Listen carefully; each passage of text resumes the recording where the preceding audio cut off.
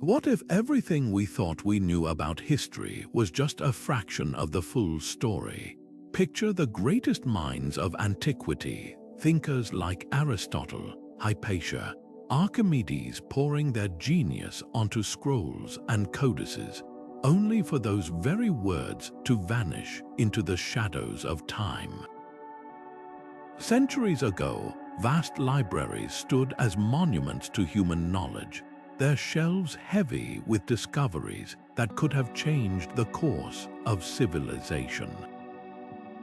But today, those libraries are little more than whispers, their contents lost to war, disaster, or the slow erosion of centuries. This is the haunting legacy of the lost libraries of antiquity, and their absence leaves a gaping hole in our understanding of the past. Consider the Library of Alexandria, the most famous of them all. It wasn't just a building, it was a beacon of enlightenment, a place where scholars from across the ancient world gathered to share ideas that shaped mathematics, astronomy, and philosophy. But when it burned, an untold number of texts turned to ash, taking with them answers to questions we're still struggling to solve. What groundbreaking theories disappeared in those flames? What secrets about medicine, engineering, or even the cosmos were lost before they could be passed down? The tragedy isn't just in the destruction, it's in the realization that we may never know how much further ahead we could be if those words had survived.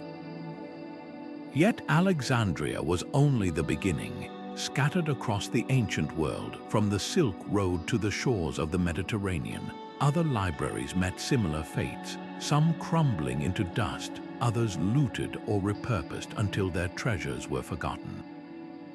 But here's the thrilling part: fragments remain. A charred scroll buried in volcanic ash, a single surviving copy of a text thought to be lost forever, or even a reference in another book that hints at what once existed. These clues are like breadcrumbs leading us back to a world of knowledge we thought was gone. And as modern technology helps us uncover and decipher what little survives, we're beginning to piece together a puzzle that could rewrite history. So join me as we step into the shadows of these vanished archives, uncover the stories they left behind, and ask the most tantalizing question of all: what timeless wisdom might still be waiting to be found? What makes a library truly lost? It's not just about buildings reduced to rubble or collections scattered to the winds. These were living repositories of thought, where generations of scholars meticulously recorded discoveries that took humanity centuries to rediscover. Imagine walking through the halls of the Royal Library of Ashurbanipal in ancient Nineveh, where 30,000 clay tablets held everything from epic poetry to advanced medical treatments. Or the House of Wisdom in Baghdad, where translators preserved and expanded upon Greek, Persian, and Indian knowledge during the Islamic Golden Age. Their physical destruction was catastrophic, but the deeper tragedy lies in the severing of intellectual lineages, entire chains of thought that could have accelerated human progress by centuries. Take the case of the Maya Codices. When Spanish conquistadors burned these bark paper books in the 16th century, they didn't just destroy objects, they erased an entire civilization's understanding of mathematics, astronomy, and timekeeping. We now know the Maya calculated the Venusian year with astonishing precision and developed the concept of zero independently. How many other breakthroughs turned to ash? The irony is painful. We're left deciphering their remaining stelae and murals like detectives reconstructing a crime scene, knowing full well that the most comprehensive explanations likely perished in those fires. Yet some losses are more insidious than flames. The gradual decay of the Library of Pergamum shows how knowledge can slip away through neglect rather than catastrophe. Once rivaling Alexandria, its vellum scrolls, the word parchment actually derives from Pergamum, slowly crumbled as political power shifted elsewhere. Here lies another sobering truth. Without continuous preservation, even the mightiest collections fade into obscurity. That's why the few surviving fragments from these libraries, like the charred Herculaneum scrolls preserved by Mount Vesuvius eruption, become priceless. They're not just artifacts, they're time capsules containing voices we nearly lost forever. The real sting comes when we realize how much was deliberately destroyed. When Caliph Omar allegedly ordered the burning of Alexandria's manuscripts during the Arab conquest, his reported justification haunts historians. If they agree with the Quran, they are unnecessary. If they disagree, they are harmful.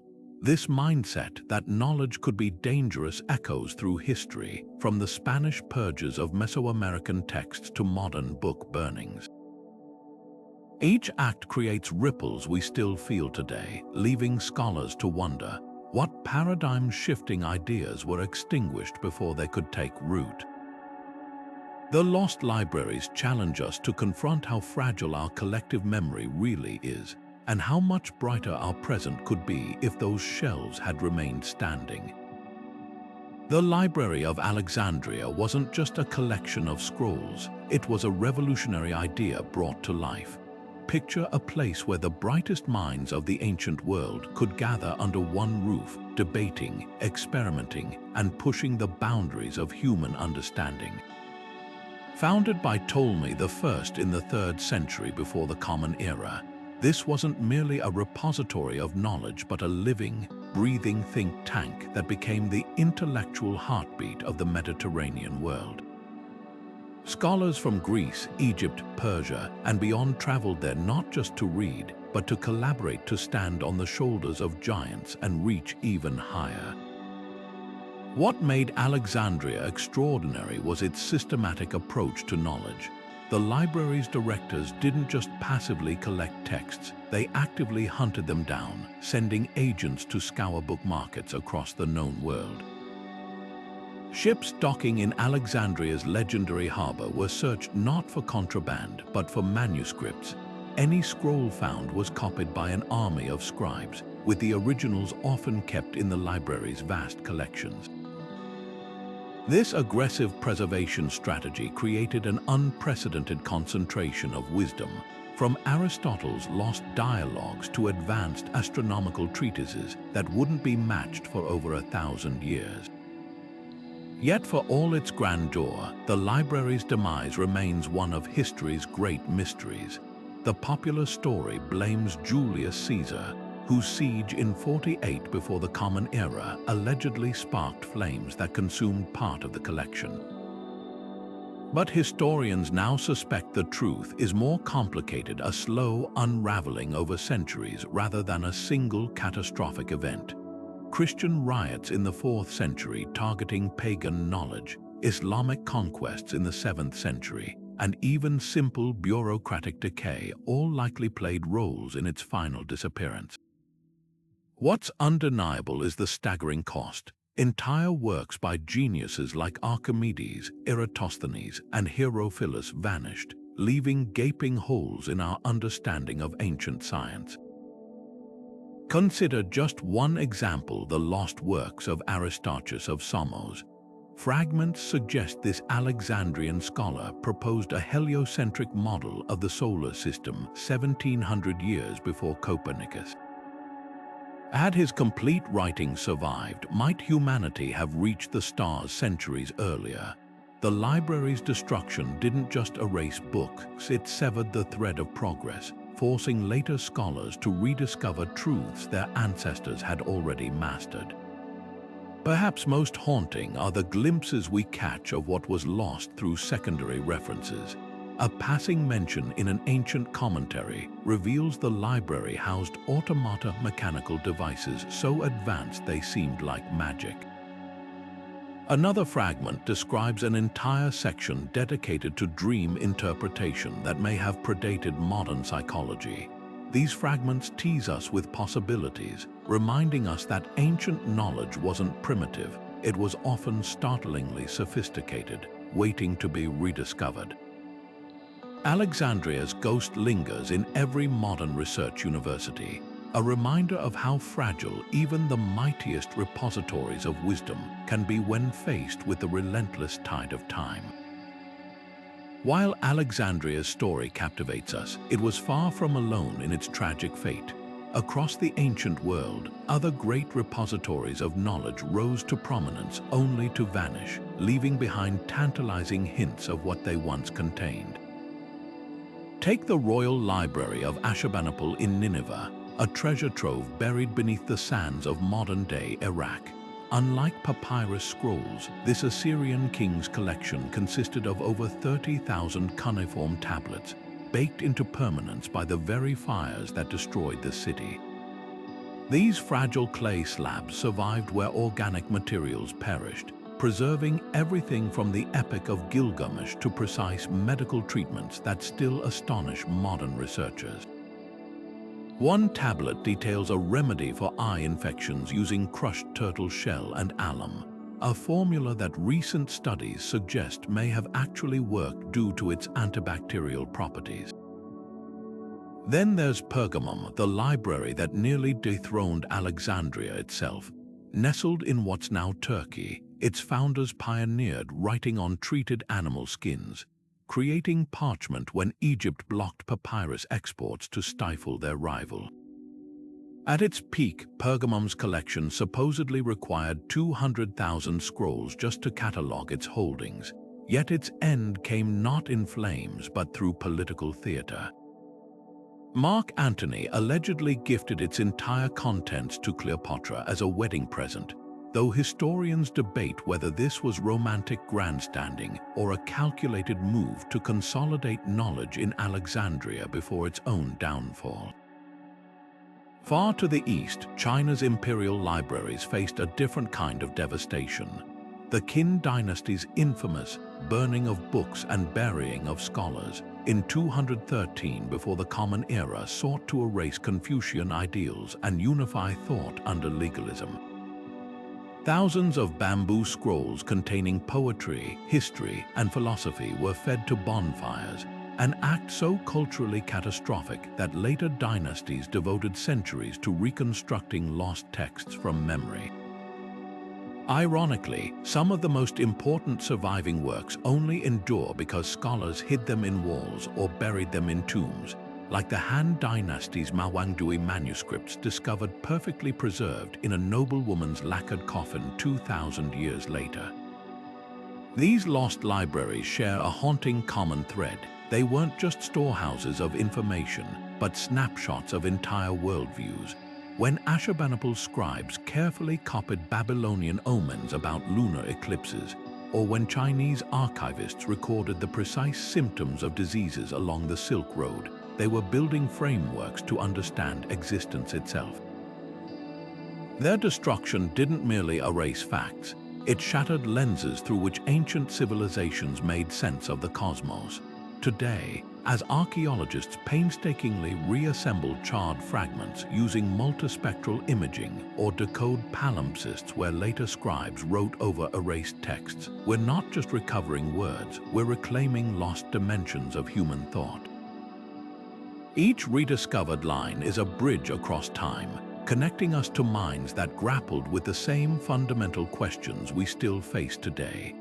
Ancient libraries were far more than silent halls filled with scrolls. They pulsed with intellectual energy, functioning like the universities and research labs of their time. Picture teams of scribes hunched over papyrus from dawn till dusk, meticulously copying every line of text by hand to ensure no idea would vanish if the original crumbled. Scholars from distant lands gathered in these spaces, debating theories under flickering oil lamps, their conversations weaving together Egyptian mathematics, Greek philosophy, and Persian astronomy into something greater than the sum of their parts. This wasn't passive preservation. It was an active, living process where knowledge was constantly tested, refined, and expanded. The organizational systems they developed were revolutionary. The Library of Alexandria, for example, employed a pioneering classification method under the scholar Callimachus, who created the first known library catalogue, the Pnyx, a monumental work spanning 120 scrolls that sorted texts by subject and author. This system didn't just store wisdom, it made it accessible, allowing researchers to trace connections between disciplines in ways that foreshadowed modern academic databases. Similarly, the House of Wisdom in Baghdad introduced systematic translation protocols, ensuring Greek and Sanskrit texts were accurately rendered into Arabic so they could spark new breakthroughs in optics, algebra, and medicine. Yet the true value of these libraries becomes starkly clear when we examine what happened in their absence. Take Hippocrates, the father of Western medicine. Only 60 of his estimated 300 written works survived, the rest perished with libraries that held them, leaving modern historians to guess at his full contributions. Or consider the Antikythera mechanism, an ancient Greek device so mechanically advanced it could predict astronomical events. Discovered corroded in a shipwreck, it remains an enigmatic outlier because the texts explaining its purpose were likely lost in the same fires that claimed Alexandria's technical manuals. Oral traditions and scattered manuscripts simply couldn't match the precision of these organized archives. Indigenous knowledge passed down through generations, while invaluable, often shifted with each retelling. Manuscripts hidden in monasteries or private collections survived by chance, not systematic preservation like the Archimedes palimpsest, where a medieval prayer book was written over the erased equations of Antiquity's greatest mathematician. That single surviving copy, only rediscovered in the 20th century, revealed methods for calculating infinity that anticipated calculus by nearly 2 millennia. What's most striking is how these ancient libraries anticipated modern collaborative science. The scholars of Alexandria didn't work in isolation. They built upon each other's findings, much like researchers today citing papers in academic journals. Eratosthenes calculated Earth's circumference by combining data from library holdings on Egyptian Welsh shadows with records of camel caravan travel times. This cross-disciplinary approach mirrors how 21st century breakthroughs often emerge at the intersection of fields like physics and biology. The burning of these libraries didn't just destroy books, it shattered networks of innovation, setting back entire disciplines for centuries. Perhaps the most poignant lesson lies in how these ancient institutions democratized knowledge. Unlike royal archives or temple collections accessible only to elites, many great libraries welcomed any serious scholar, regardless of origin. A Syrian physician could study Babylonian medical texts alongside a Greek astronomer's star charts, fostering a diversity of thought rarely seen again until the Enlightenment. This egalitarian spirit hints at an alternate history, one where knowledge flowed freely across borders and civilizations, unimpeded by the political and religious conflicts that ultimately doomed so many of these bastions of learning. The fragments that survived, from Mesopotamian disease remedies to Indian astronomical tables, prove how much more interconnected the ancient world was than we often assume, and how much richer our present could be if those bridges hadn't burned. The forces that erased these great libraries were as varied as the civilizations that built them. Fire stands as history's most relentless destroyer, whether sparked by accident, warfare, or deliberate erasure. When Julius Caesar's troops set ships ablaze in Alexandria's harbor, flames reportedly leapt to the docks and consumed part of the legendary library. Centuries later, the same tragedy befell Constantinople's imperial library when Crusaders sacked the city in 1204, reducing 800,000 volumes to ashes in a single catastrophic blaze. Yet fire wasn't always swift. In Herculaneum, the slow baking of scrolls by Mount Vesuvius' pyroclastic flows carbonized entire libraries while paradoxically preserving them, like insects trapped in amber. waiting 2 millennia for modern technology to tease their secrets apart.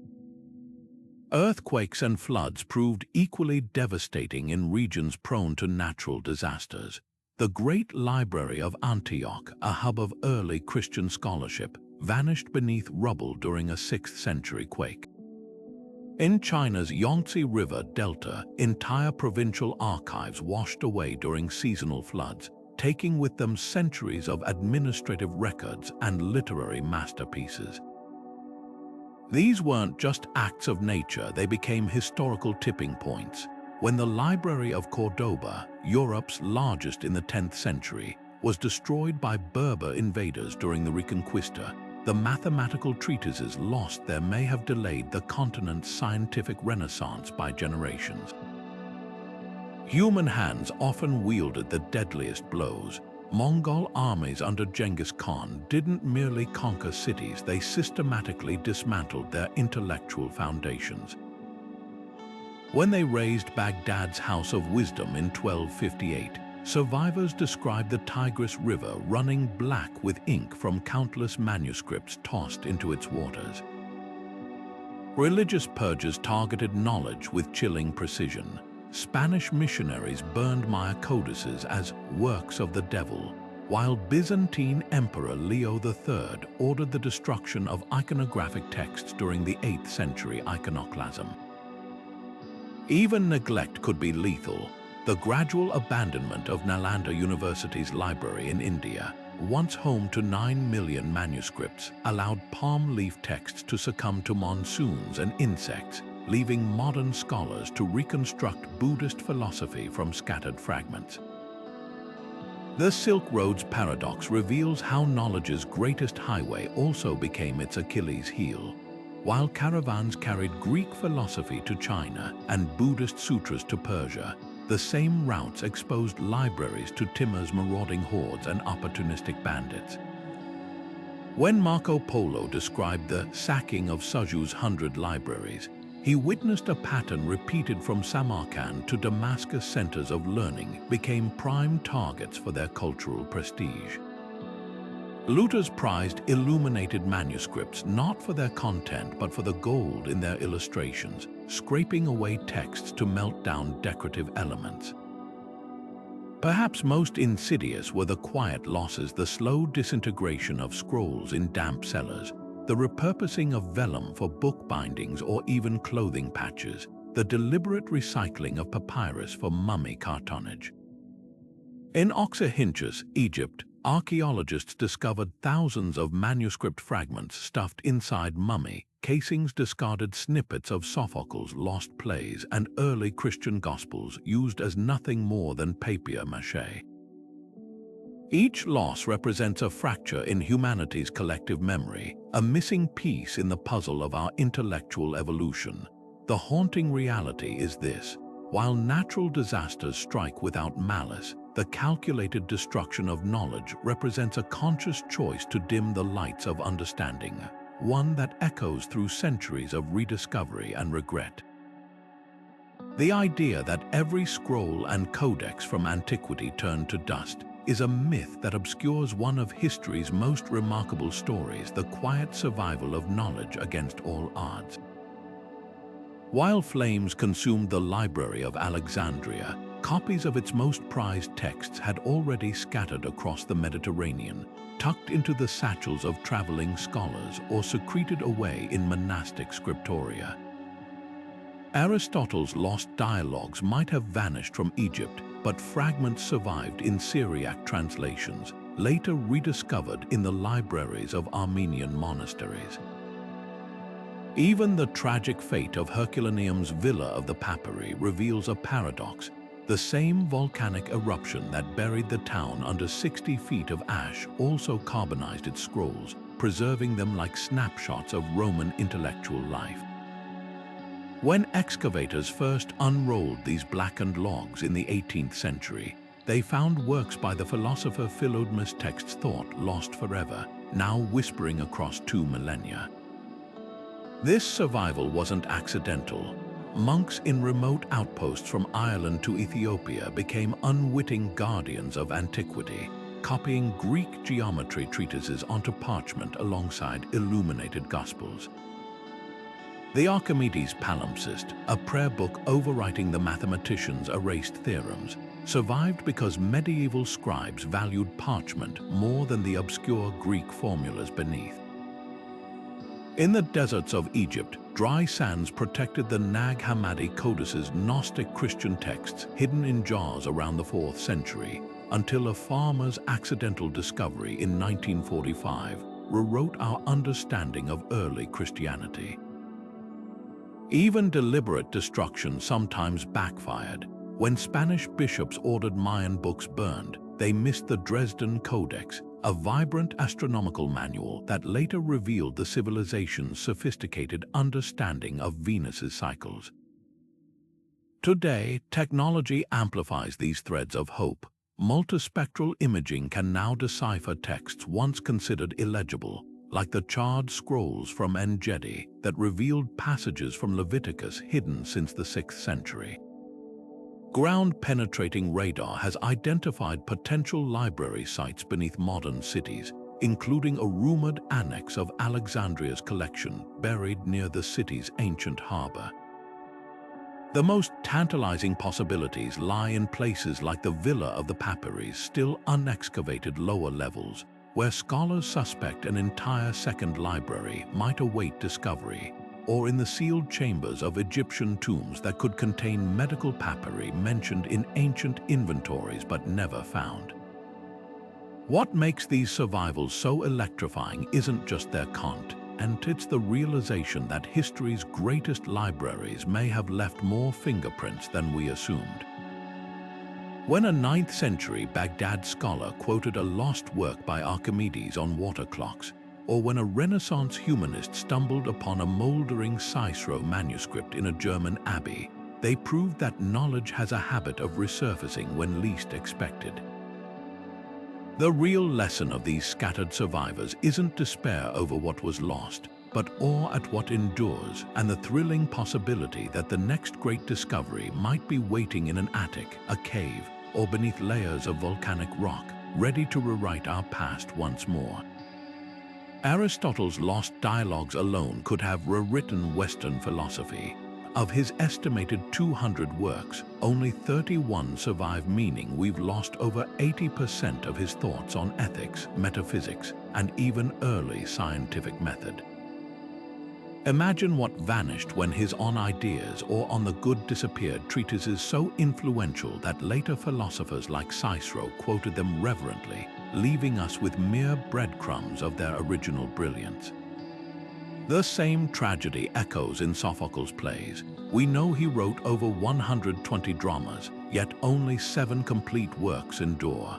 What insights into human nature vanished with the gathering of the Aegeans or Tarius, plays ancient critics hailed as masterpieces? Their absence isn't just a gap in literature, it's a fracture in our understanding of how Greek drama evolved. Medical history suffers even more acutely from these losses. Hippocrates, the father of Western medicine, produced around 300 texts according to ancient catalogues, but fewer than 60 survive. His vanished On Anatomy likely contained dissections predating Galen by centuries, while On the Heart might have revealed cardiology insights lost until the Renaissance. The real sting comes when we examine how these gaps forced later scholars to reinvent the wheel. Byzantine physicians in the 10th century struggled to treat cataracts, unaware that Hippocrates had already documented a surgical procedure for them, a technique that wouldn't be rediscovered until the 18th century. Mathematics and astronomy reveal even deeper wounds. Archimedes on sphere making, describing his legendary planetarium machine, disappeared along with its engineering secrets. References suggest it modeled celestial motions with gears and dials, an anticipation of mechanical computers that wouldn't reappear for 1500 years. Even more haunting is the loss of Aristarchus on the sizes and distances, which not only proposed a heliocentric solar system, but calculated planetary orbits with startling precision. Had this survived, Copernicus might have been building on established theory rather than starting from scratch. The ripple effects extend to literature and law. The complete Sibylline books, Rome's prophetic texts consulted during state crises, were destroyed by fire in 83 before the Common Era, leaving historians to guess how their cryptic verses shaped imperial decisions. Similarly, the burning of the Maya's Popol Vuh originals means we're left with colonial-era reconstructions, filtered through the lens of Spanish missionaries who often altered indigenous narratives. Yet these losses also reveal an unexpected truth. Absence itself can drive progress. The quest to recover Euclid's lost porisms inspired Renaissance mathematicians to develop projective geometry. The search for Hypatia's astronomical commentaries pushed medieval scholars to refine their star charts. While we mourn what vanished, we must also recognize how these gaps forced humanity to think anew, proving that even in loss, the hunger for knowledge finds a way. Ancient librarians didn't just collect knowledge, they waged a silent war against time itself. In the dry caves near the Dead Sea, scribes sealed precious scrolls in clay jars coated with bitumen, creating airtight chambers that preserved texts like the Book of Isaiah for 2,000 years. Along the Nile, Egyptian archivists soaked papyrus in cedar oil, a natural insecticide that repelled voracious beetles while leaving behind a scent scholars still detect on surviving fragments. These weren't mere storage solutions, they were acts of defiance against decay, proving civilizations understood the fragility of their intellectual legacies long before modern conservation science existed. The shift from papyrus to parchment and vellum marked a revolution in preservation. When Ptolemy V banned papyrus exports to cripple Pergamum's rival library, the resourceful Pergamines perfected a technique of stretching and scraping animal skins into thin, durable sheets. Unlike brittle papyrus that crumbled in humidity, vellum could survive fires, floods, and even deliberate erasure, as seen in the Archimedes palimpsest, where 10th century monks scrubbed away priceless equations to reuse the material for prayer books. Some manuscripts were even dyed purple and inscribed with gold or silver ink, creating pages resistant to mold and fading that still gleam in museums today. Architectural ingenuity played an equally vital role. Roman engineers designed library rooms with double walls to regulate humidity, while the villa of the papyrus builders positioned scroll niches away from direct sunlight to prevent bleaching.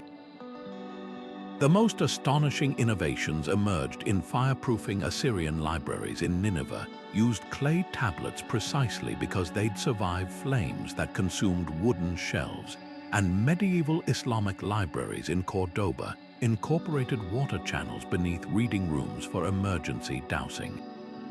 Yet the most poignant preservation tactic was redundancy. The Library of Alexandria's directors maintained duplicate collections in the Serapeum Temple, while Buddhist monasteries along the Silk Road meticulously copied sutras onto indestructible metal plates buried in sealed caves. When Tang Dynasty librarians created the monumental Kayuan-era catalog, they distributed identical copies to regional repositories, a 7th century version of cloud backup. These methods reveal a universal truth. Every scratch of reed on papyrus, every jar sealed against the desert air, was a bet against oblivion. Modern conservators using climate-controlled vaults and digital scans are continuing a battle begun by librarians who knew their scrolls might be the only bridge between their world and ours. The real miracle isn't that some texts survived, it's how many almost didn't, saved by generations of unseen hands who refused to let knowledge die. In the shadow of collapsing empires, an unlikely group emerged as guardians of civilization's memory, monks in secluded monasteries, their hands moving tirelessly by candlelight. While Alexandria's halls smoldered and Baghdad's house of wisdom crumbled, these quiet scholars became the last lifeline for ancient wisdom. Picture a Benedictine monk in 9th century Switzerland, hunched over a vellum sheet as he copies Cicero's speeches word by word, unaware that his meticulous strokes would preserve republican ideals for the Renaissance. This wasn't just transcription, it was an act of defiance against the Dark Ages, a stubborn refusal to let the light of antiquity gutter out. The process itself was extraordinary. Monasteries like Monte Cassino in Italy or St. Gall in Switzerland operated like intellectual assembly lines. Novices prepared parchment by soaking and scraping sheepskin until it was smooth as paper. Scribes then etched guidelines with lead point before dipping quills into iron gall ink, its acidic recipe paradoxically preserving texts for centuries. A single Bible could take a year to complete, requiring the skins of 250 animals. But beyond scripture, these scriptoriums salvaged secular treasures. Aristotle's logic treatises, Ptolemy's star charts, even fragments of Sappho's poetry, often hidden within devotional volumes like literary nesting dolls. What's easily overlooked is how these monks shaped what survived. A Carolingian scribe copying Lucretius on the nature of things might add marginal notes reconciling atomism with Christian theology, effectively creating new hybrid philosophies. In Irish monasteries like Clonmacnoise, scholars preserved pagan Celtic myths alongside Augustine's sermons, recognizing that all knowledge held value. Sometimes their interventions were more dramatic. When the sole surviving copy of Beowulf was damaged by fire in the 18th century, it was the handwritten transcriptions made by earlier monks that allowed the epic to endure. The geographical reach of this rescue mission staggers modern imagination. Ethiopian monks safeguarded Gnostic gospels in the cliffs of Tigray, while Nestorian Christians in Central Asia translated Galen's medical texts into Syriac, then Arabic, creating a relay race of knowledge across continents. Even seemingly minor decisions had monumental consequences. When a librarian at Rykon, now Abbey, chose to shelve a crumbling Roman cookbook next to liturgical texts, he unknowingly preserved the only surviving recipe for garum, the fermented fish sauce that once flavored the ancient world. Yet this salvation came at a cost. Monastic copying introduced errors, a missed line in Plato's Timaeus or a misread geometry diagram in Euclid's Elements, that rippled through centuries of scholarship. The very act of preservation also meant selection. Works deemed pagan or heretical often didn't make the cut. We'll never know how many Sophocles' plays or Epicurean scrolls were left to molder in abandoned scriptorium corners. But the miracle remains. These unassuming men in wool robes, motivated by faith rather than fame, became the unsung heroes who handed us the keys to antiquity's treasure chest, one painstakingly copied word at a time.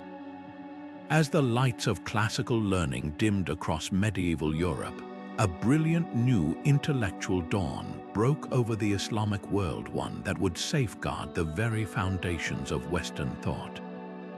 In the 9th century, while Charlemagne's scribes struggled to copy crumbling Latin texts, Baghdad's House of Wisdom stood as a vibrant crossroads where Persian, Indian, and Greek knowledge collided and flourished. This wasn't merely a library, it was an industrial-scale translation bureau where teams of scholars worked around mosaic-tiled courtyards, rendering entire libraries of philosophy, medicine, and astronomy into Arabic with meticulous precision. Under Caliph Al-Mamun's patronage, they pursued knowledge with a proverb painted on the walls: "The ink of scholars is holier than the blood of martyrs." The scale of their preservation effort staggers modern imagination. Ptolemy's Almagest, which mapped the stars with mathematical precision, might have vanished had it not been translated by the polymath Thabit ibn Qurra. Aristotle's works, nearly lost after the collapse of Rome, found new life through the commentaries of Ibn Rushd, known to Europeans as Averroes, whose interpretations later sparked Thomas Aquinas' theological revolutions. Even obscure medical texts like Dioscorides de Materia Medica, detailing herbal remedies from across the Roman Empire, survived only because Cordoban physicians commissioned Arabic editions with annotated updates. What set Islamic scholars apart wasn't just preservation, it was their relentless improvement upon inherited knowledge. In the House of Wisdom's observatories, astronomers like Al-Batani refined Ptolemy's calculations, correcting Earth's axial tilt measurements by a full degree. Mathematician Al-Khwarizmi didn't merely translate Greek geometry, he invented algebra from the Arabic al-Jabr and introduced Hindu-Arabic numerals to the West, including the revolutionary concept of zero. The physician Al-Razi composed a 23-volume medical encyclopedia that synthesized Galen's theories with original clinical observations, including the first known descriptions of smallpox and measles.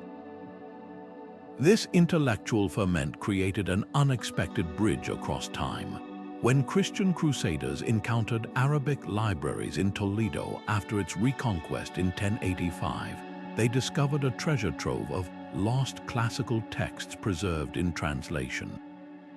Jewish scholars like Gerard of Cremona worked feverishly to render them into Latin, often working from multiple Arabic versions to reconstruct original Greek meanings. The ripple effects transformed Europe. Archimedes' works on hydrostatics, preserved in Damascus and later translated in Sicily, directly influenced Leonardo da Vinci's fluid dynamics studies. Yet the House of Wisdom's fate carries bitter irony. When Mongol armies sacked Baghdad in 1258, survivors reported the Tigris River running black with ink from countless manuscripts tossed into its waters, a destruction echoing Alexandria's tragedy. But the seeds had already been scattered. Copies of Ibn Sina's Canon of Medicine became standard textbooks at European universities like Montpellier for 5 centuries. The astrolabes perfected by Islamic astronomers guided Vasco da Gama's voyages. Even the very structure of modern universities, with their faculties and degree systems, traces back to madrasas in cities like Fez and Cairo. The Islamic Golden Age didn't just save antiquity's legacy, it refined and amplified it, ensuring that when Europe finally awoke from its intellectual slumber, the tools for Renaissance were waiting, polished and improved by scholars it had too long forgotten. The hunt for lost libraries has entered a new golden age, armed with tools that would seem like magic to ancient scholars. Ground-penetrating radar now peers beneath city streets and desert sands, revealing the ghostly outlines of lecture halls and scriptoriums invisible to the naked eye. In Rome, archaeologists recently mapped the complete floor plan of Trajan's Forum libraries, using this technology discovering hidden chambers that may still house scrolls sealed away when Visigoths sacked the city. Meanwhile, multispectral imaging breathes life into charcoal-blackened papyri, like those from Herculaneum, where ultraviolet light and artificial intelligence combine to decipher words unseen since Mount Vesuvius erupted in 79. Some of the most thrilling breakthroughs come from places where no one thought to look. When construction workers in Cairo unearthed a medieval garbage dump in 2019, they stumbled upon the Geniza, a trove of 400,000 Jewish manuscript fragments preserved by a quirk of religious tradition. Among shopping lists and marriage contracts lay lost poems by Judah Halevy and early drafts of Maimonides' philosophical works, all rescued from oblivion by the dry Egyptian air. Similarly, in the caves of Afghanistan's Bamiyan Valley, shepherds found clay jars filled with birch bark scrolls from the lost library of a Buddhist monastery. These Gandharan texts, written in a language unseen for 1,500 years, contained forgotten sutras and even medical recipes using Himalayan herbs. The Dead Sea Scrolls remain the ultimate testament to what patience and technology can achieve. Found by a Bedouin shepherd in 1947, these 2,000-year-old fragments have been reassembled over decades like the world's most challenging puzzle. Recent advances in DNA analysis now match parchment scraps by their animal origins, sheep versus goat versus calf, allowing scholars to reconstruct entire books of the Hebrew Bible with startling accuracy. Even more astonishing are the scrolls, fasteners, tiny linen threads that held rolled manuscripts together, preserving traces of the scribes' fingerprints in their resin coatings. But the frontier of discovery keeps expanding. Off the coast of Alexandria, marine archaeologists use submersibles to explore the sunken royal quarter where Cleopatra's palace once stood. Among collapsed columns and statues, they've identified lead containers that may hold watertight scrolls, a tantalizing hint that part of the great library's collection could lie preserved in oxygen-starved seabed silt. Meanwhile, in the Sinai Desert, satellite infrared imaging has detected anomalous underground voids near St. Catherine's Monastery, potentially revealing long-lost storage chambers for early Christian texts. What makes these modern quests so electrifying is their democratizing power. Citizen scientists now help classify manuscript fragments through online platforms like the Oxyrhynchus Papyri project, where anyone can transcribe Greek texts from digital scans. A schoolteacher in Michigan recently identified a lost line from Sophocles' Prophets this way, proving that the next great discovery might come from anywhere. As laser scanning and artificial intelligence accelerate the pace of reconstruction, we're not just finding lost libraries, we're resurrecting entire conversations across time, one glowing screen and ink-stained fragment at a time. Digital reconstruction has become the modern-day equivalent of an archaeologist's brush gently uncovering layers of history without risking further damage to fragile artifacts. Take the Herculaneum scrolls carbonized by Mount Vesuvius eruption in 79. For centuries, they were considered unreadable, their contents locked inside brittle, blackened logs that crumbled at the touch. But recent breakthroughs in X-ray phase contrast tomography have changed everything. By scanning the scrolls at particle accelerator facilities, scientists can now detect the faintest traces of ink without unrolling them, revealing Greek philosophical texts thought lost forever. One scroll recently yielded a previously unknown work by Philodmus on the nature of pleasure, a treatise that hadn't been read in 2,000 years. Artificial intelligence is pushing these reconstructions even further. In projects like the Vesuvius Challenge, machine learning algorithms analyze thousands of scanned fragments to predict missing letters and words, effectively filling gaps with statistically probable text. It's like completing a cosmic jigsaw puzzle where the pieces are scattered across time. The same technology is breathing life into the Dead Sea Scrolls, where AI cross-references fragments from different caves to reconstruct entire biblical passages. One astonishing discovery, a previously unknown variation of the Book of Psalms hidden beneath a later scribe's corrections. Then there's the magic of spectral imaging. At the Library of Congress, researchers use multispectral cameras to recover texts from palimpsests' manuscripts where later scribes scraped away original writing to reuse parchment. The Archimedes palimpsest, for instance, revealed the mathematician's groundbreaking method of mechanical theorems beneath 13th century prayers. But the real game changer came when scientists realized different inks absorb light at distinct wavelengths. By photographing pages under varying frequencies, they can now isolate and enhance erased texts invisible to the naked eye. Perhaps most revolutionary is the work being done with ancient libraries' catalogs. The Pinax Alexandria's legendary catalog was lost centuries ago, but scholars are now reconstructing its contents by mining references in surviving Greek and Roman texts. Using network analysis algorithms, they've identified patterns in citations that suggest which works were likely housed there. One tantalizing lead points to a lost dialogue by Aristotle on the philosophy of religion, referenced by 3 separate ancient authors but never found. Digital tools allow us to virtually shelve these ghost texts alongside known works, creating a shadow library of what once existed. The implications stretch beyond academia. When researchers at Oxford used AI to reconstruct damaged Babylonian astronomical tablets, they discovered the ancient Mesopotamians could predict Jupiter's movements using geometric calculations previously believed to have been invented in 14th century Europe. Similarly, digital reassembly of fire-damaged Maya codices revealed advanced mathematical tables for eclipse prediction knowledge that could have transformed early astronomy had it survived intact.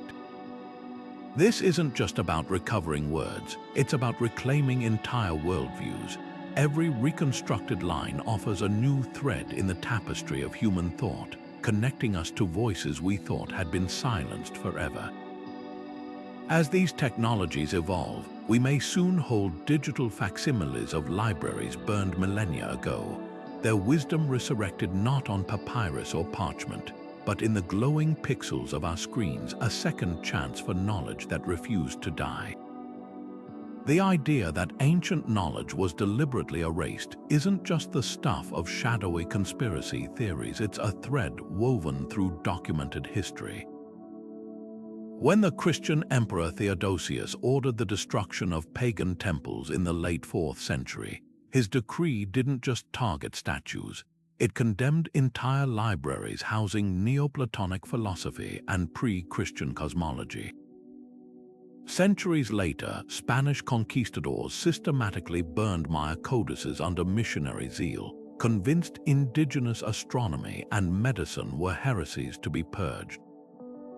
These weren't accidents of war or passive neglect, they were calculated acts of ideological control, leaving scholars to wonder how many other purges went unrecorded.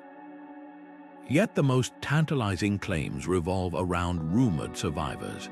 The Vatican's secret archives, spanning 53 miles of shelves, are said to hold everything from suppressed Gnostic Gospels to Templar scrolls, though access to their oldest holdings remains tightly restricted. Even more enigmatic is The Chinese letter of the Akashic Records, a metaphysical library purportedly containing all human knowledge, referenced by mystics from ancient India to early 20th century theosophists. While mainstream historians dismiss such ideas, the persistence of these legends speaks to a deeper truth. Humanity instinctively rebels against the notion that wisdom can vanish without a trace. Archaeology occasionally fuels these speculations. The discovery of the Nag Hammadi texts in 1945, a cache of Gnostic Christian writings buried in a jar around the 4th century, proved that alternate versions of early Christianity were literally buried by those who found them threatening. Similarly, when builders in Istanbul rediscovered the long-lost Magnora Palace Library in 2014, its bricked-up chambers hinted at deliberate concealment during the Ottoman conquest. These finds suggest that while large-scale conspiracies are unlikely, local acts of suppression certainly shaped what survived.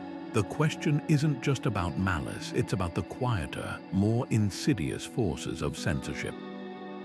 Medieval scribes scrubbed pagan references from copied texts. Renaissance humanists edited classical works to align with Christian morality, and Enlightenment collectors sometimes improved antiquities with creative restorations. Each layer of mediation distanced later generations from original ideas, creating gaps as profound as any library fire. What lingers is the unnerving possibility that some discoveries remain deliberately obscured.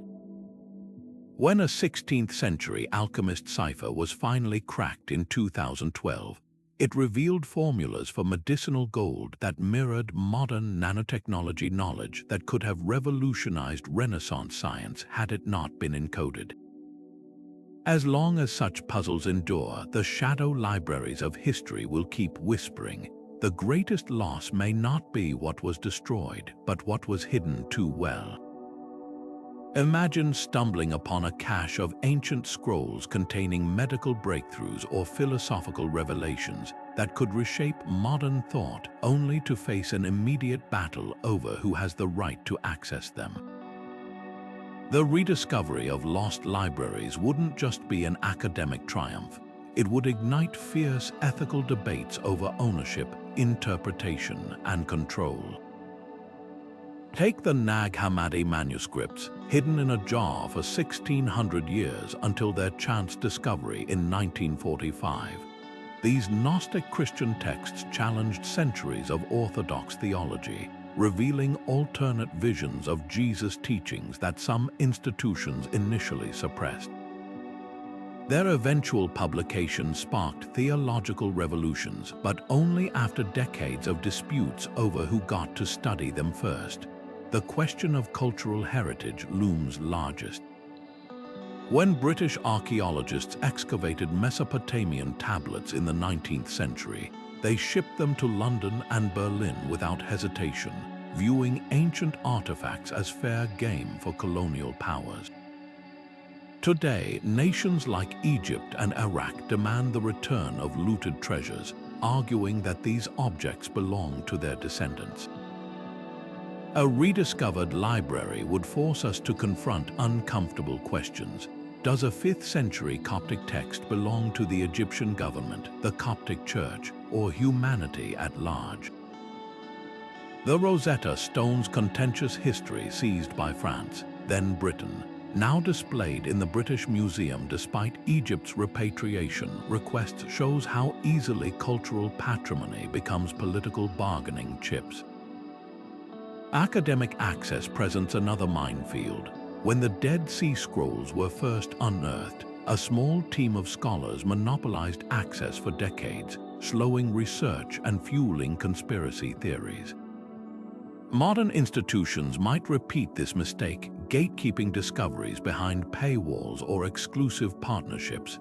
Consider the backlash when a private collector hoarded the Gospel of Judas for years, demanding millions before allowing proper study. Knowledge trapped in vaults helps no one, yet unrestricted access risks damaging fragile artifacts or allowing misinterpretations to spread before proper vetting. Then there's the thorniest issue of all, belief systems appended by recovered truths. The Nag Hammadi texts revealed early Christian sects that saw the material world as a prison created by a flawed demiurge, a direct challenge to mainstream doctrines.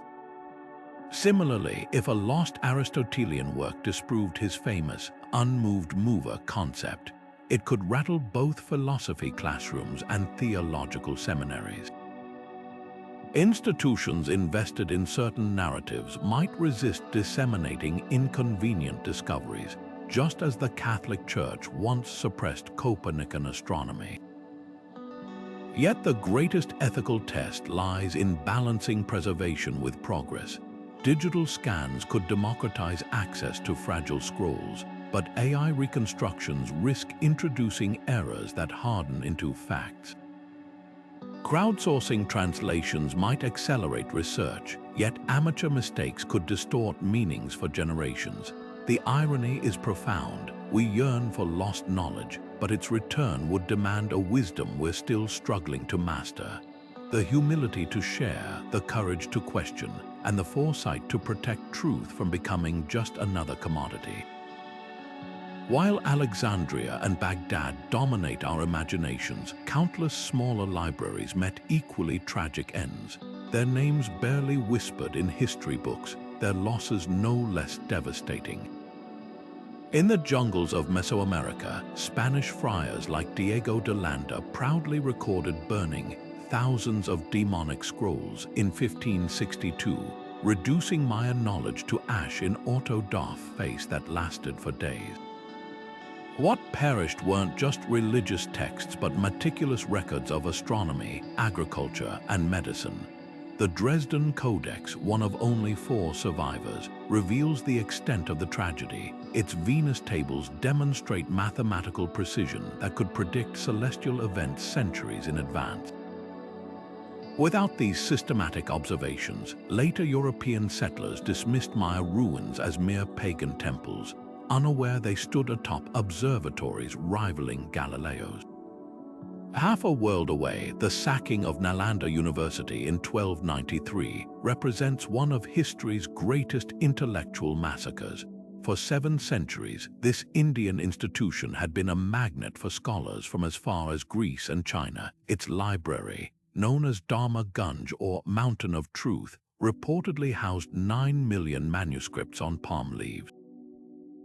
When Turkic invaders led by Bakhtiar Khilji set it ablaze, survivors described flames so intense they burned for 3 months.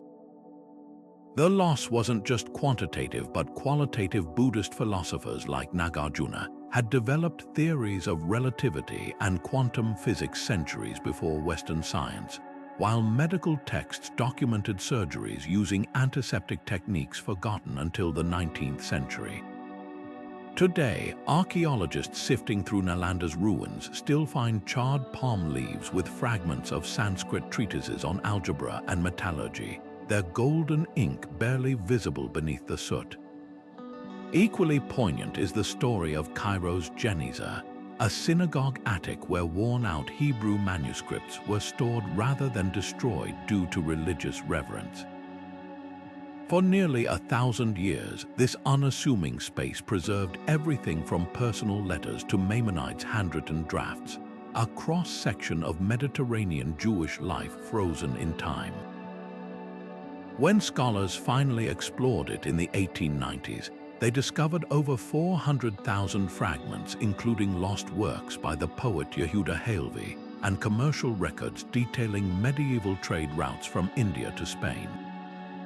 Unlike libraries destroyed in conquest, the Geniza's treasures survived through benign neglect, offering a rare glimpse into the daily intellectual ferment of a thriving community. These smaller collections challenge our assumptions about what constitutes important knowledge.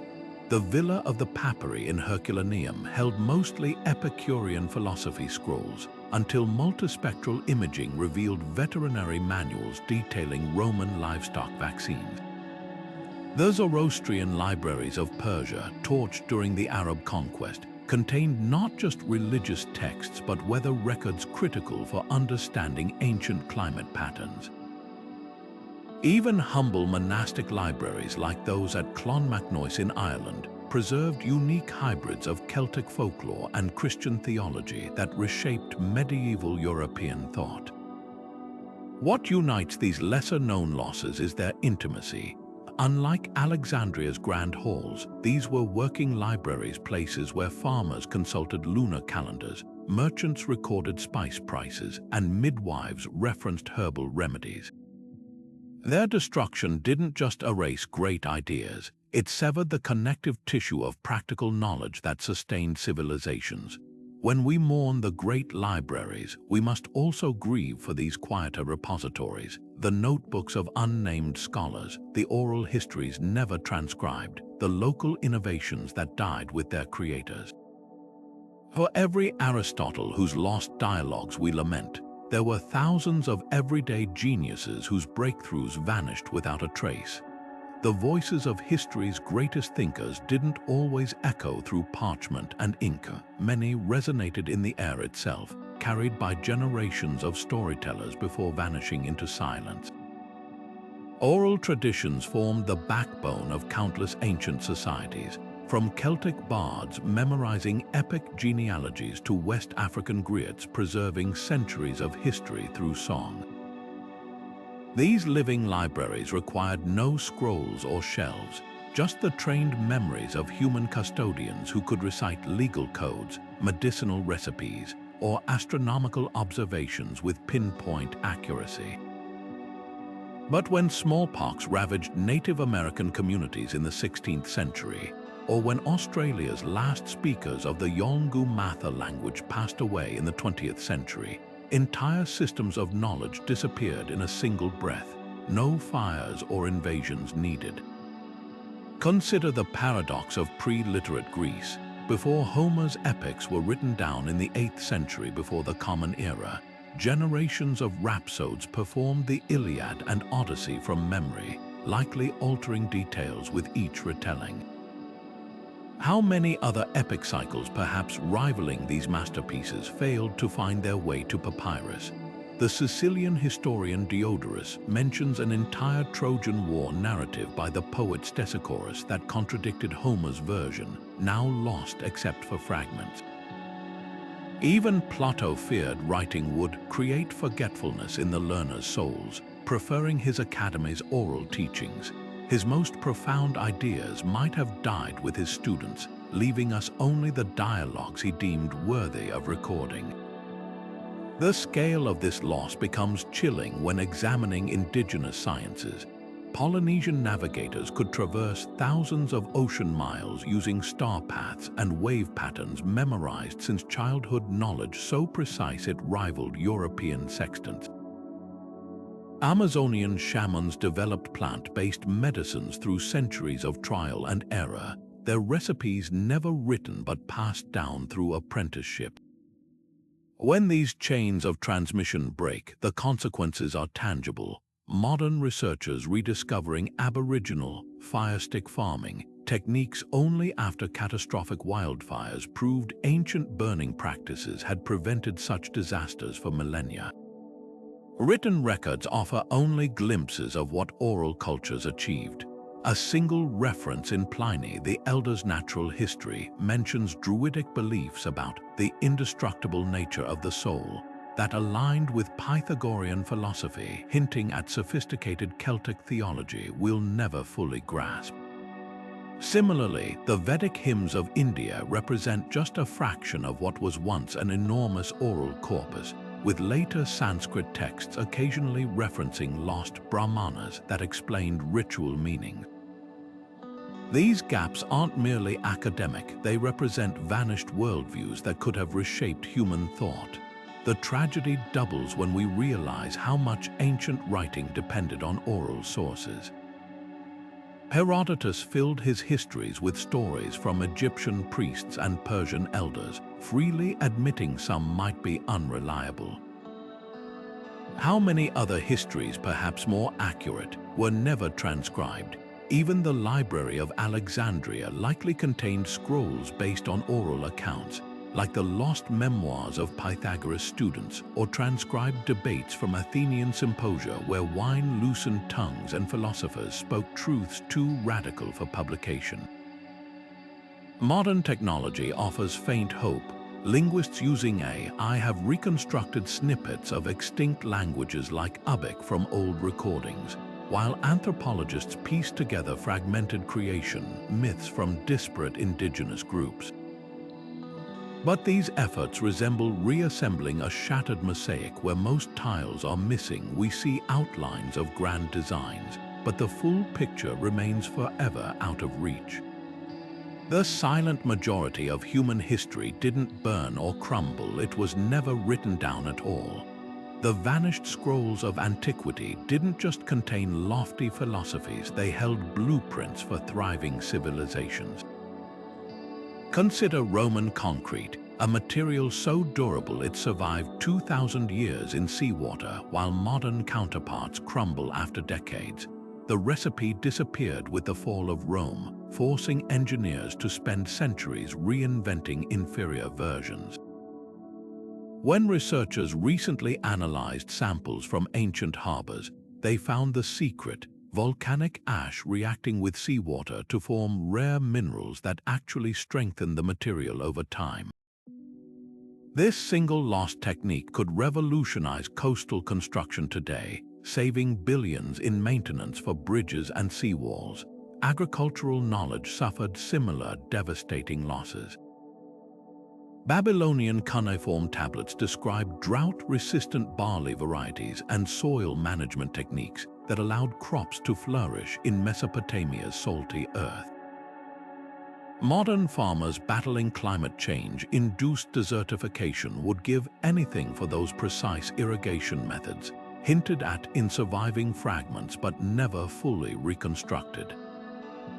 Even more tantalizing are the rumors of Incan freeze-dried potatoes, a preservation method allowing harvests to last decades in mountain storehouses, potentially solving modern food insecurity in harsh climates. Medical texts present the most heartbreaking gaps. The Ebers Papyrus, one of few surviving Egyptian medical documents, mentions a contraceptive made from acacia gum that modern tests show has spermicidal properties. How many other effective remedies vanished when the Library of Alexandria burned? Greek physician Galen referenced a lost text by Herophilus detailing brain anatomy, so precise it included the difference between sensory and motor nerves, knowledge that wouldn't reappear until the 19th century. Imagine how many lives could have been saved had those observations been available during the Dark Ages. Engineering losses cut equally deep. Archimedes' treatise on pulley systems was said to contain designs allowing one person to move entire warships, principles that might have transformed medieval construction. Chinese records mention south-pointing chariots with differential gears predating Western versions by 1500 years, their mechanisms lost during dynastic collapses. Even mundane innovations like self-regulating Roman apartment heating systems or Nabatean water conservation techniques could dramatically reduce modern energy consumption if fully understood. The economic ripple effects of these gaps are staggering. Historians estimate that losing just the agricultural knowledge from Carthage libraries after Rome's conquest set back Mediterranean farming productivity by centuries. When Spain expelled Muslim scholars in the 15th century, Andalusia's advanced irrigation networks fell into disrepair, turning fertile regions into deserts. Every time a library burned, humanity didn't just lose the past, we mortgaged our future, paying the price in wasted labor, avoidable disasters, and delayed progress. Yet glimmers of hope remain. When archaeologists deciphered a charred Herculaneum scroll mentioning unbreakable glass, materials scientists recreated the described process to produce flexible, ultra-strong yttrium flexile. Similarly, Byzantine crop rotation techniques rediscovered in monastery marginalia are now helping organic farmers boost yields without chemicals. These fragments prove that ancient knowledge wasn't primitive. It was often exquisitely adapted to its environment, offering solutions we're only now recognizing as revolutionary. The real tragedy isn't just what we lost, but how much we're still spending to reinvent what our ancestors already mastered. Hollywood has long been obsessed with the idea of stumbling upon a hidden trove of ancient knowledge. Picture Indiana Jones dodging booby traps to recover a crumbling manuscript, or Lara Croft deciphering cryptic maps leading to forgotten archives. These stories tap into something primal, the thrill of uncovering secrets that could rewrite history or unlock unimaginable power. But beyond the fedoras and whip cracks, these fictional lost libraries reveal a deeper truth about how we view the past, not just as a collection of facts, but as a mirror reflecting our own hopes and anxieties. Take The Name of the Rose, Umberto Eco's masterpiece about a forbidden labyrinthine library in a medieval monastery. The novel's central mystery revolves around Aristotle's lost treatise on comedy, a work that, if rediscovered, could challenge the Church's grim worldview with the subversive power of laughter. Eco didn't just craft a detective story, he exposed how knowledge becomes dangerous when it threatens entrenched authority. The library here isn't just a setting, it's a battleground for control over truth itself. Fantasy worlds amplify this theme to mythical proportions. In The Shadow of the Wind, Barcelona's cemetery of forgotten books guards volumes that wait for someone to come along and choose them, as if knowledge has its own agency. J.R.R. Tolkien's Middle-earth legends feature the archives of Gondor, where decaying scrolls hold forgotten alliances that could save kingdoms, echoing real-world anxieties about how fragile our cultural memory really is. Even video games like The Elder Scrolls build entire quests around lost tomes, teasing players with fragments of lore that promise to explain the universe's deepest mysteries. What's fascinating is how these fictional libraries exaggerate, or sometimes downplay, real historical tragedies. The Mummy, 1999, turns the Library of Alexandria's destruction into a fiery spectacle, while Agatha Christie's Poirot offers a quieter but equally devastating moment when a character burns a priceless manuscript simply because it told truths people weren't ready to hear.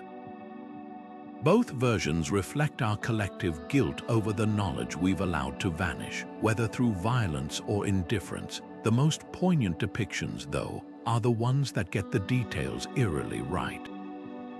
In the Atlas VI, a secret society hoards magical knowledge not in grand halls but in cramped, climate-controlled rooms, mirroring modern efforts to preserve fragile manuscripts. Neil Gaiman's Sandman comics feature the Library of Dreams, where every book ever imagined exists, including those their authors never wrote, a haunting metaphor for the ideas lost when creators died too soon. These stories resonate because they acknowledge a painful reality. For every rediscovered text, thousands more are gone forever, taking with them voices we'll never hear. Perhaps that's why these fictional quests captivate us. They let us believe, if only for a few hours, that no knowledge is truly lost, just waiting for the right explorer to shine a light in the right dark corner. In a world where Wikipedia can't tell us what Aristotle really thought about laughter or how the Maya predicted eclipses, fantasy offers the comforting illusion that the past might still be recoverable, one dusty tome or cryptic map at a time. The tragedies of Alexandria and Nineveh taught humanity a brutal lesson: knowledge is fragile, and its survival requires more than good intentions. Today's great libraries and archives have become fortresses against time, combining ancient wisdom with cutting-edge technology to ensure no generation will again suffer the agony of lost wisdom. The Vatican Apostolic Archive, guarding manuscripts dating back 16 centuries, now stores digital replicas in Swiss nuclear bunkers, while the Svalbard Global Seed Vault preserves agricultural knowledge literally frozen in time beneath Arctic permafrost. These aren't just storage facilities, they're time capsules engineered to outlast civilizations. Consider the British Library's Digital Preservation Program, which archives millions of web pages, tweets, and digital publications alongside medieval manuscripts. Unlike the single-point vulnerability of ancient libraries, their data exists in distributed nodes from Boston to Bangalore, ensuring that even a catastrophic event couldn't erase humanity's digital memory. Similarly, the Internet Archive's Wayback Machine has silently preserved over 600 billion web pages since 1996, including news sites wiped during political upheavals and scholarly forums lost to corporate buyouts. These efforts address a modern irony. Despite possessing more storage than ever, digital data faces unprecedented threats from format obsolescence, corporate failures, and even electromagnetic pulses. The strategies employed would astonish ancient librarians. The GitHub Arctic Code Vault buried 21 terabytes of open-source software in a decommissioned Norwegian coal mine, etching data onto archival film designed to last 1,000 years. Meanwhile, the Arch Mission Foundation encoded Wikipedia on nickel nanofiche and left copies on the International Space Station, and in Elon Musk's Tesla Roadster orbiting the Sun, a celestial backup drive for civilization. Even language preservation takes radical forms. The Rosetta Project etched 13,000 pages of linguistic data onto microscopic nickel discs, creating a modern-day counterpart to the famed stone that unlocked Egyptian hieroglyphs. Collaboration has replaced competition in this new preservation ethos. When fire ravaged Brazil's National Museum in 2018, destroying millions of indigenous artifacts, institutions worldwide shared digital scans and photographs to reconstruct lost collections virtually. The Endangered Languages Archive preserves vanishing dialects through crowdsourced recordings, while UNESCO Memory of the World program safeguards everything from Armenian medieval music notation to Jamaican slave rebellion records. Unlike the isolated great libraries of antiquity, today's networks recognize that knowledge belongs to humanity, not to any single nation or institution. Yet challenges remain. Digital archives face legal battles over copyright, while political tensions threaten international data sharing. The irony is profound. We've built systems to survive asteroid impacts, but human conflicts still endanger knowledge. As climate change threatens coastal repositories and cyberattacks target digital archives, the work continues not in grand gestures, but in daily acts of preservation by librarians scanning fragile newspapers, volunteers transcribing oral histories, and scientists encoding DNA with Shakespeare's sonnets. The lesson of Alexandria wasn't just about loss, it was about responsibility. Every backup created, every manuscript digitized, represents a promise to future generations that their heritage won't vanish in smoke or fade into silence. Climate change isn't just melting glaciers and shifting weather patterns. It's quietly eating away at the last physical fragments of our ancient past. In the vaults of the Vatican Library, the National Archives of Egypt, and university collections worldwide, parchment, papyrus, and ink are locked in a silent battle against rising humidity and erratic temperatures. These delicate materials, some already weakened by centuries of wear, now face accelerated decay as their carefully controlled environments destabilize. A medieval manuscript that survived 600 years in a cool monastery cellar might crumble in decades under modern climate pressures, taking with it irreplaceable insights into philosophy, medicine, or lost languages. The science behind this deterioration is as precise as it is alarming. Parchment made from animal skin reacts to moisture like a sponge, expanding and contracting until collagen fibers break apart. Papyrus, already brittle from age, becomes a feast for mold spores thriving in warmer air. Even iron gall ink, used for centuries, grows corrosive when humidity exceeds 60%, eating through pages like invisible acid. Archivists in Venice watch helplessly as tidal flooding from rising sea levels threatens the Marciana Library's Renaissance collections, while repositories in Mumbai race to digitize palm leaf manuscripts before monsoon rains grow more unpredictable. The cruel irony: we're developing groundbreaking tools to read previously illegible texts like AI reconstructing charred Herculaneum scrolls, just as the originals decay beyond salvage. Some losses are already irreversible. In Timbuktu, where desert temperatures now spike above historic averages, 15th century Arabic treatises on mathematics and astronomy are literally desiccating into dust. Curators at the Ahmed Baba Institute salvage what they can, moving texts into adobe-walled rooms with passive cooling, but funding and technology lag behind the crisis. Similarly, Norse sagas preserved in Iceland's Arni Magnusson Institute face dual threats: thawing permafrost increasing fungal outbreaks, and power failures from extreme weather-disrupting climate control systems. These aren't hypothetical scenarios in 2019. A storm-induced blackout at a Russian archive caused humidity spikes that warped hundreds of 18th century maps beyond repair.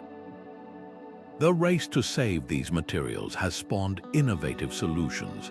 The British Library now stores its most fragile items in underground vaults lined with volcanic rock, maintaining stable conditions without energy-intensive systems. In Ethiopia, where ancient goat skin manuscripts are vulnerable to insect infestations worsened by warmer winters, conservators use hermetically sealed cases with oxygen scavenging gels. Even blockchain technology plays a role. Projects like Arweave create decentralized, permanent records of digitized manuscripts, ensuring that even if physical copies vanish, their content survives across thousands of nodes. Yet the scale of the challenge dwarfs current efforts. Over 70% of the world's archival institutions lack the resources to retrofit buildings for climate resilience, leaving collections to fend for themselves. The real tragedy lies in what we might never know we've lost. A crumbling scrap in a Cairo attic could hold the only copy of a lost play by Sophocles, or a water-damaged ledger in Goa might contain navigational secrets from the age of exploration. Climate change isn't just erasing our future, it's stealthily deleting our past, one fragile page at a time. The question isn't whether we can stop the damage entirely, but whether we can outpace it long enough to rescue the voices of history before they fade into silence. The hunt for lost libraries and forgotten manuscripts isn't confined to lecture halls and academic journals anymore. It's happening on kitchen tables and coffee shops, with everyday people uncovering history's secrets one click at a time. Take the case of a retired nurse in Wales who, while browsing digitized medieval manuscripts on her laptop, spotted a faint annotation that led scholars to a previously unknown poem by a 12th century monk. Or the high school teacher in Ohio who helped identify a mislabeled fragment of a Greek tragedy in an online archive, piecing together lines thought lost since the fall of Constantinople. These aren't isolated strokes of luck. They're part of a seismic shift in how we recover the past, where smartphones and home computers have become just as vital as trowels and brushes. Platforms like Zooniverse and Transcribe Science have turned ancient text reconstruction into a global team sport. When archaeologists unearthed thousands of Roman pottery shards with scribbled notes in Britain, they uploaded images to a crowdsourcing site. Within weeks, amateur Latin enthusiasts from Buenos Aires to Jakarta had deciphered shopping lists, love letters, and even a joke about a lazy servant. Ordinary voices from 2 millennia ago, resurrected by ordinary people. Similarly, the Herculaneum Papyri project invites anyone with an internet connection to trace lines of text on scans of carbonized scrolls, helping distinguish ink from volcanic residue. One participant, a graphic designer in Norway, recently uncovered a previously illegible passage about Epicurean philosophy simply by adjusting contrast settings on her home monitor. The impact goes beyond transcription. Citizen historians are reshaping fieldwork itself. In Turkey, a crowd-funded excavation led by local teachers uncovered a cache of cuneiform tablets in their village's backyard tablets that turned out to be administrative records from a lost Hittite palace. Across the Atlantic, a community-led dig in Massachusetts uncovered colonial-era diaries hidden beneath a parking lot, their pages detailing indigenous farming techniques that could inform modern sustainable agriculture. These projects thrive because they tap into something deeper than academic curiosity, the thrill of touching history directly, of being the first person in centuries to hear a scribe's voice leap off a page. Technology has erased the barriers between professionals and enthusiasts.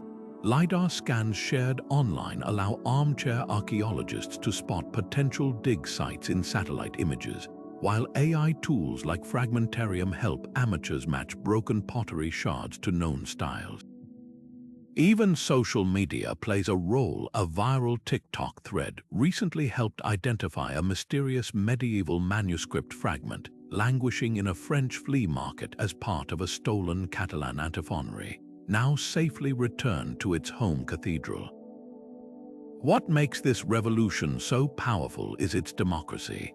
The search for lost knowledge no longer requires a PhD or a grant, just curiosity and an internet connection. When a teenager in Mumbai can help reconstruct a Babylonian weather tablet by comparing it to known star charts, or a bookstore owner in Oregon can flag a misattributed Renaissance sketch as a lost Da Vinci study, history ceases to be a spectator sport.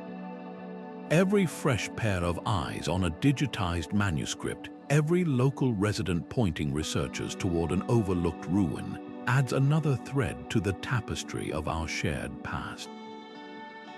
The next great discovery might not come from a tenured professor's lecture, but from your neighbor's laptop, or maybe even yours. There's a peculiar ache that comes with studying history, the realization that entire chapters of human thought have vanished, leaving behind only echoes.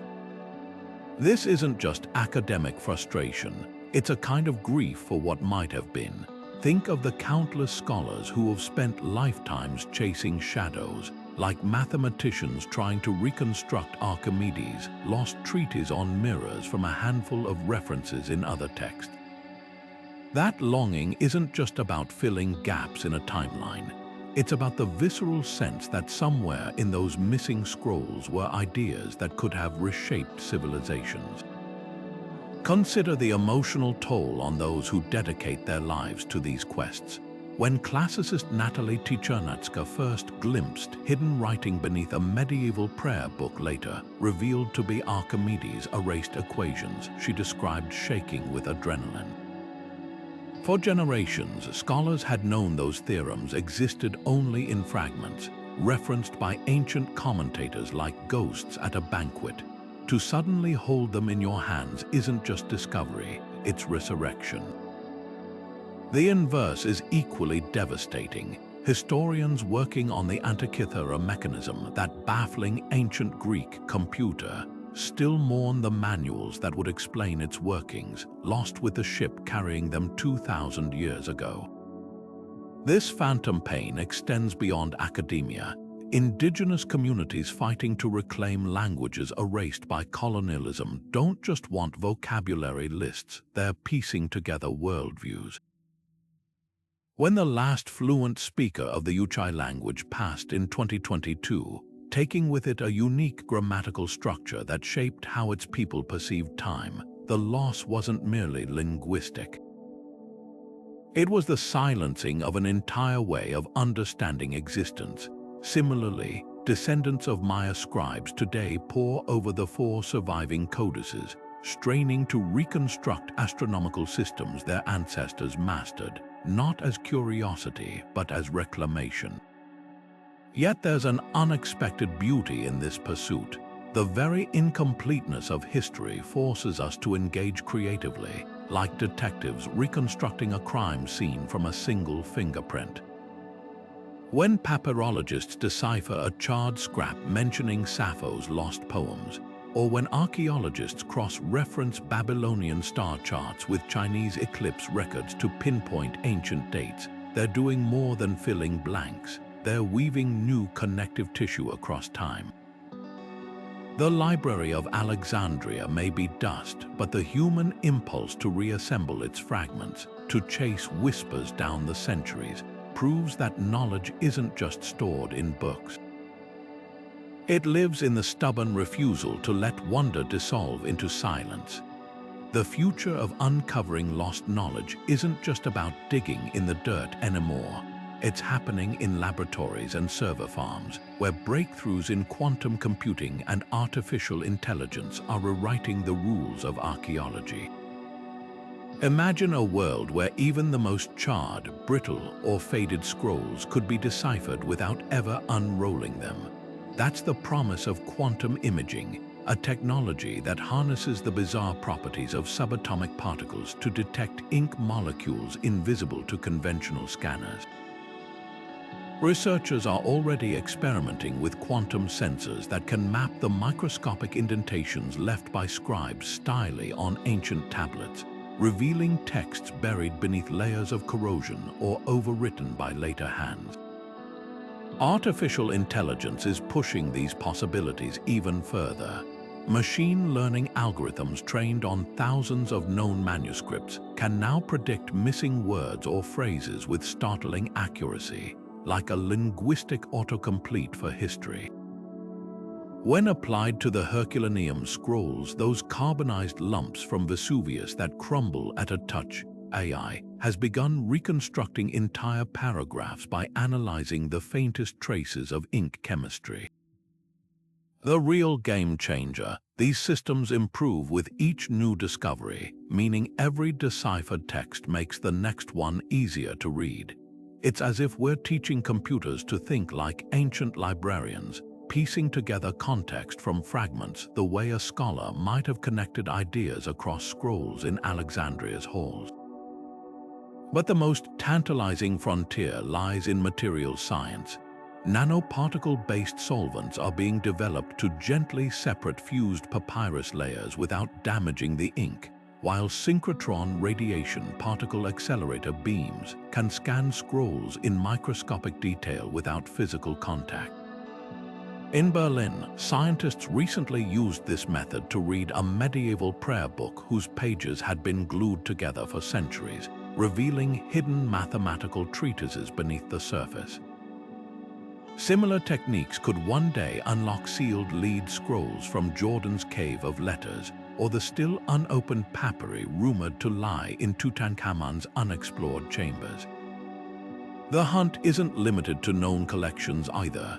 Satellite-based hyperspectral imaging can now detect the chemical signatures of ink and parchment beneath desert sands or jungle canopies, pinpointing potential library sites without breaking ground. In 2021, this technology identified anomalies beneath Alexandria's modern harbor, structures that may be the long-lost annexes of the Great Library, preserved underwater like a time capsule. Meanwhile, advanced ground-penetrating radar has revealed vast underground complexes near Rome's Palatine Hill, where historians suspect Emperor Domitian stashed backup copies of irreplaceable Greek manuscripts. What makes this moment so electrifying is the convergence of these technologies. Quantum computing could soon model entire languages from fragments, predicting lost grammatical structures the way paleontologists reconstruct dinosaurs from bones. AI-powered drones might one day map buried libraries across the Silk Road, while 3D printing replicates fragile originals for study without risking the artifacts. We're no longer just hoping to stumble upon intact scrolls. We're learning to resurrect them from ashes, shadows, and even the faintest molecular echoes. The lost libraries of antiquity may yet have their say, not through miraculous preservation, but through humanity's relentless ingenuity in coaxing whispers from the silence of ages. The lost libraries of antiquity stand as silent witnesses to a profound truth. Every scroll, every tablet, every carefully inked manuscript is a flickering flame in the winds of time. These vanished archives teach us that knowledge isn't a static monument but a living, breathing legacy that demands vigilant guardianship. Look at how close we came to losing Euclid's Elements, the foundational text of geometry, preserved only through a handful of Byzantine copies. Or consider the near-miraculous survival of Lucretius on the Nature of Things, a single manuscript rediscovered in a German monastery in 1415, its atomic theories nearly erased by centuries of neglect. Each of these narrow escapes underscores the same urgent lesson. What we take for granted today could vanish tomorrow. Yet these stories aren't just cautionary tales, they're invitations to action. Modern archivists are now employing strategies that would make Ptolemy's librarians gasp in awe. The Arctic World Archive, buried deep in a Norwegian mountain, stores digital copies of humanity's most precious documents on ultra-durable film designed to last 1,000 years. Meanwhile, projects like the digital Dead Sea Scrolls allow anyone with an internet connection to examine high-resolution scans of 2,000-year-old texts, democratizing access in ways ancient scholars couldn't have dreamed possible. The real tribute to Alexandria isn't just lamenting its loss, it's building systems that make such a catastrophe unimaginable today. What fuels this relentless pursuit isn't just academic curiosity, it's the thrilling possibility that the next great discovery might rewrite history. When farmers in Bulgaria accidentally unearthed a cache of golden tablets bearing Orphic hymns in 2021, they added entirely new verses to humanity's oldest surviving religious poetry. Similarly, the recent decipherment of Linear Elamite, a 4,000-year-old script from Iran, cracked open a linguistic window onto a civilization we'd only glimpsed through archaeological fragments. These breakthroughs remind us that lost knowledge isn't always truly gone. Sometimes it's merely waiting for the right moment or the right technology to reveal itself again. The most tantalizing mysteries still linger just beyond reach. What secrets might lie in the unexplored chambers beneath the Serapeum of Saqqara, where ancient Egyptians stored sacred texts alongside mummified bulls? Could the rumored underground library of Ivan the Terrible, said to contain lost Byzantine manuscripts, still exist beneath the streets of Moscow? Even in our digital age, physical discoveries continue to astonish, like the medieval Hebrew prayer book found in a Texas library vault in 2019, its margins filled with musical notation that resurrected a forgotten Jewish musical tradition. This isn't just about reclaiming the past, it's about shaping the future. The medical knowledge preserved in the surviving fragments of the Alexandria Library's texts laid foundations for modern surgery. The agricultural techniques recorded in cuneiform tablets could help combat today's food insecurity.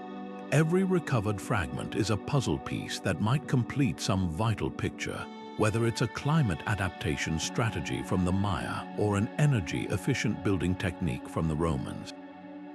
The lost libraries challenge us to view preservation not as nostalgia, but as an investment in humanity's resilience. So let these vanished archives be both warning and inspiration. As we walk through museums or scroll through digital collections, we're not just observers, we're the latest links in an unbroken chain stretching back to those first scribes who pressed stylus to clay. The hunt for lost knowledge isn't confined to archaeologists with brushes or scholars in rare book rooms. It continues every time someone transcribes a grandparent's oral history, backs up a digital file, or simply pauses to wonder what might still lie hidden in plain sight.